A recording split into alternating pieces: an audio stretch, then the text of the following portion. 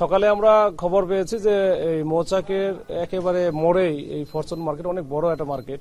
এই মার্কেটের যে দুই তলায় বিশেষ করে এখানে স্বর্ণের দোকানই বেশি। তো এখানে শম্পা জুয়েলার্স নামে একটা জুয়েলার্স আছে, এখানে চুরির ঘটনা ঘটেছে। তো এইটা নিয়ে আমরা কাজ করতেছি। এখন আপনারা দেখলেন যে এখানে আমরা চেষ্টা করতেছি যে আসলে এটা কিভাবে কি ঘটলো এবং এটার কোনো অন্যান্য যে প্রযুক্তিগত যে বিষয়গুলো আছে আমরা ওগুলো যাচাই বাছাই করতেছি।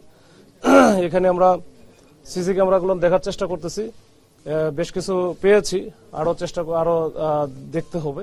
দেখে আমরা এটা হয়তো এখন এই মুহূর্তে আমরা কোনো কিছু বলার আসলে অবস্থায় নাই। আমরা সবকিছু পরীক্ষা নিরীক্ষা করে যাচাই বাছাই করে আমরা এটা দেখব। দেখার পরে এটা যারাই করুক তাদেরকে আমাদের আগে শনাক্ত করতে হবে, আইডেন্টিফাই করতে হবে। এরপরে আমরা পরের ইয়েটা তো যখন আমরা ধরতে পারবো তখন আসলে পরের বিষয়টা তাদের মোটিভটা কি ছিল এইটা আমরা বুঝতে পারবো।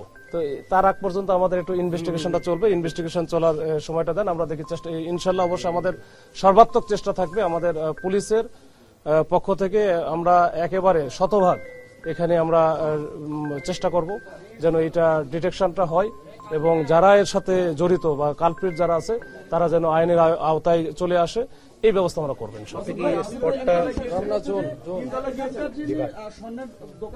দোকানদার যিনি তিনি অভিযোগ করছেন যে এখানকার নিরাপত্তা কর্মীরা আসলে জড়িত থাকতে পারে এবং এত বড় একটা মার্কেট, এই জায়গাটাতে আসলে মার্কেট কমিটির গাফিলতি এবং হচ্ছে নিরাপত্তার প্রহরীদের গাফিলতি, এই জায়গাটা আসলে আপনারা কোনো কিছু পেয়েছেন কিনা? কারণ এইটা আমি বুঝতে পারছি, এই বিষয়গুলো টোটাল বিষয়গুলো সবারই এখানে যারা ভুক্তভোগী বা যে ভিকটিম আর কি, এখানে যার দোকানে এই ঘটনা ঘটেছে এবং এই মার্কেটের যারা কর্তৃপক্ষ আছে সবার সাথে, ইভেন সিকিউরিটি গার্ড থেকে শুরু করে সবাই আমাদের নজরদারিতে আছে বা তাদের সবার কথাই আমরা শুনবো। সবার অ্যাঙ্গেলেই আমরা চেষ্টা করব সবকিছু অ্যাঙ্গেল যেন আমরা কভার করতে পারি। এরপরে আমরা সব মিলে যখন আমরা একটা সম্মিলিতভাবে একটা কাজ করতে পারবো তখন সেটাই আমাদের সাকসেস এবং সেটার জন্য আমরা চেষ্টা করতেছি। এখন দেখা যাক, এটা আসলে এখন সবই র ইনফরমেশন। এখন এই ইনফরমেশনগুলো আমাদেরকে একবারে কাজে লাগায় আমরা কাজ করতে হবে আর কি।